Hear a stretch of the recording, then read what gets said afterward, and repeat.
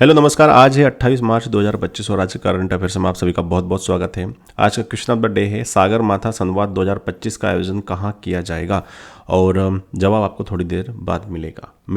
ठीक है, चलो शुरू करते हैं और देखते हैं आज का पहला सवाल क्या कह रहा है। किस शहर द्वारा FATF जो कि एक संस्था है निजी क्षेत्र सहयोग मंच 2025 की मेज़बानी करेगा।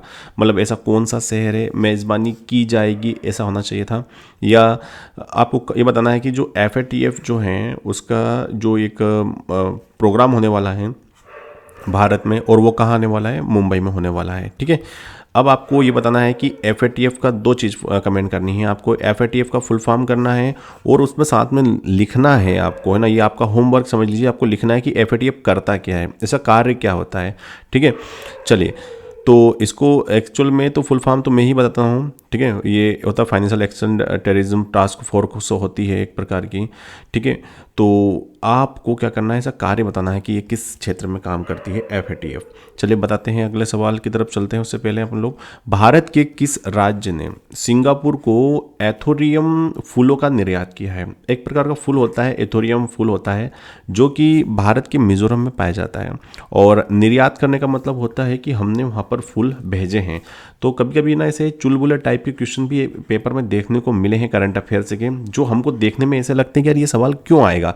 बट आजकल क्या होता है कि करंट के नाम पर ज़्यादा इवेंट हो नहीं रहे हैं, या मैं यूँ कहूँ हो तो बहुत रहे हैं, लेकिन पेपर ही इतने ज़्यादा हो रहे हैं कि वो क्या करते हैं, फिर उनको करंट के इतनी शिफ्ट होती है तो कुछ ना कुछ डालना रहता है। तो वो ऐसे चुलबुले टाइप के क्वेश्चन देखने को मिले हैं कि ये कब हुआ, इस अनाज का कहाँ एक्सपोर्ट किया गया।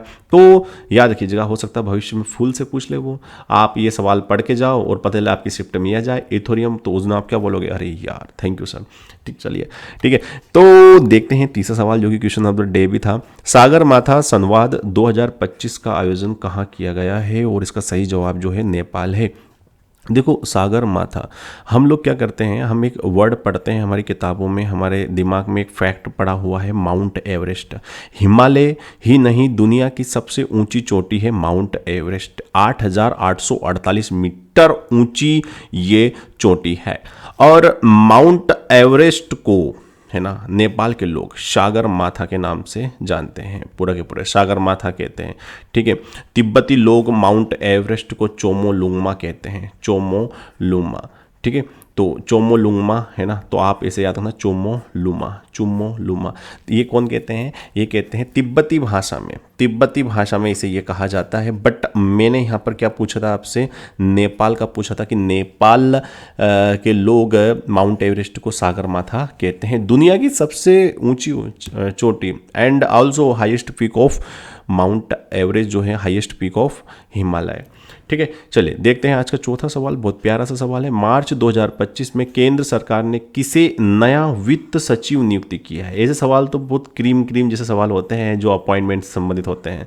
ठीक है, सब रट्टा मार लिया करो। और आपको सलाह है मेरी, जब भी एग्जाम देने जाओ, स्पेशली सेंटर का एग्जाम देने जाओ, तो जितने भी अपॉइंटमेंट हुए हैं ना प्रीवियस 6 मंथ और 1 ईयर में, उन सारे को घोट के जाया करो, क्योंकि देखा गया है भाई साहब अपॉइंटमेंट से सवाल आते हैं, बिंदास होके सवाल आते हैं। तो मैं बात कर रहा था अजय सेठ की। अजय सेठ जो हैं वो क्या किया गया है, उनको बनाया गया है भाई साहब नया वित्त सचिव। ठीक है, चलिए देखते हैं अगला सवाल जो कि पांचवा सवाल है। LEO एक पुस्तक का नाम है, the untold story. LEO the untold story पुस्तक के लेखक कौन हैं? तो इसके पुस्तक के जो लेखक हैं वो है PS रमन, है ना।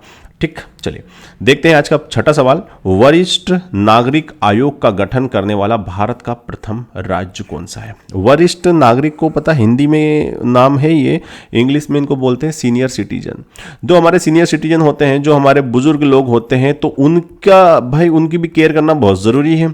ठीक है, तो उनके लिए अलग से एक आयोग ही बना दिया है, और ऐसा करने वाला भारत का पहला राज्य बन गया है केरल, जहां पर बूढ़े लोगों का अपना एक आयोग होगा, जो है ना बुजुर्ग जो लोग होते हैं उनकी बातें रखेगा, है ना, उनके हितों की रक्षा करना, टाइम टाइम उनको पेंशन वगैरह जो भी XYZ चीजें बेचारों को साथ उनको फेस करना पड़ता है प्रॉब्लम, उन सबको दूर करने के लिए आयोग काम करेगा।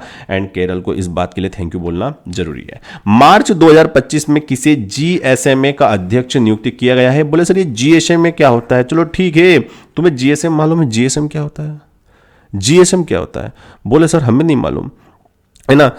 देखो एक बात बताऊं आपको, मैं अगर बोलूं कि तुम्हें जीएसएम पता नहीं हो, तुम्हारे मोबाइल में जीएसएम शब्द का इस्तेमाल करते हैं। जो हम सिम यूज करते हैं ना, एक होती है जीएसएम सिम और एक सिम होती है सीडीएमए भी होता था, लेकिन सीडीएमए सिम पहले चलती थी, ठीक है, कुछ दिक्कत थी तो ये ज़्यादा ग्रो नहीं कर पाया। लेकिन जीएसएम जो सिम होती है, जो हम नॉर्मल सिम का इस्तेमाल कर रहे हैं, जो आपके मोबाइल में जो सिम लगी है, वो एक प्रकार की कैसी सिम है?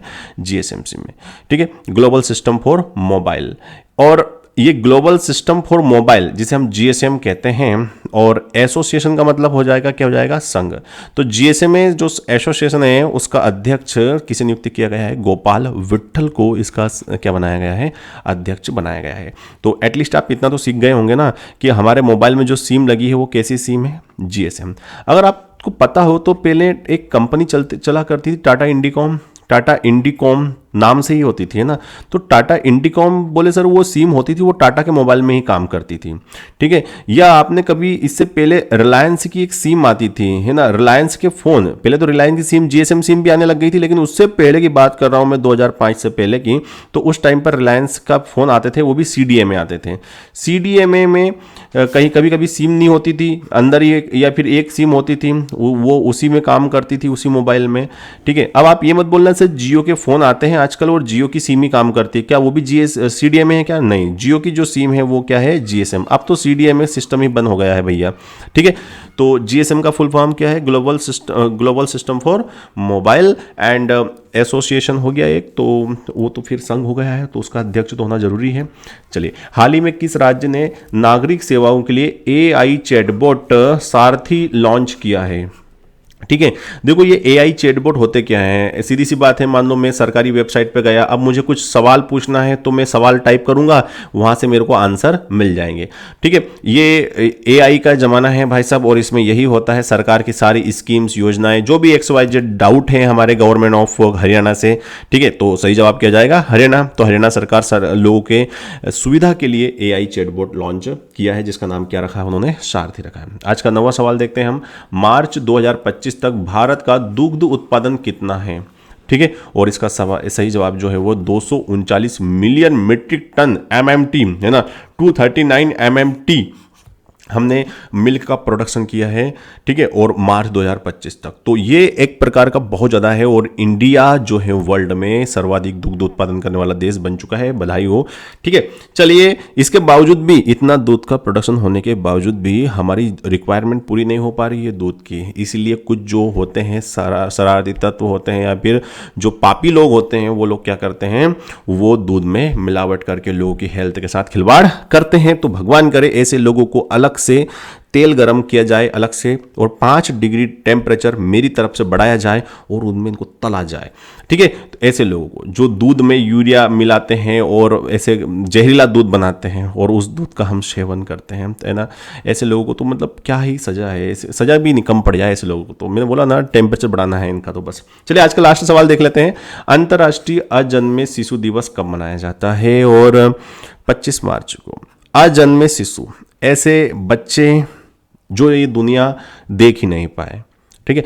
अब ऐसे बच्चे कौन होते हैं जिसको हम बोलते हैं कि मतलब ऐसा होता है कि गर्भ में बच्चा होता है तो डिलीवरी से पहले ही अबॉर्शन करवा दिया जाता है। कुछ केस में तो अबॉर्शन इज ओके, बट कभी अनसर्टेन प्रेगनेंसी होती है, अनचाही प्रेगनेंसी होती है, तो उसमें भी अबॉर्शन करवाया जाता है।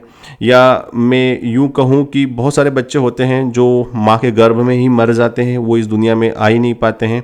तो ऐसे बच्चों के लिए भी अजन्मे, जिनका जन्म नहीं हुआ है, जिन्होंने ये दुनिया देखी नहीं है, जिनको अबॉर्ट करवा दिया गया है या एबॉर्शन हो चुका है, ठीक है, ऐसे बच्चों के लिए एक दिवस मनाया जाता है 25 मार्च, ठीक है। तो ये थे आज के महत्वपूर्ण 10 सवाल।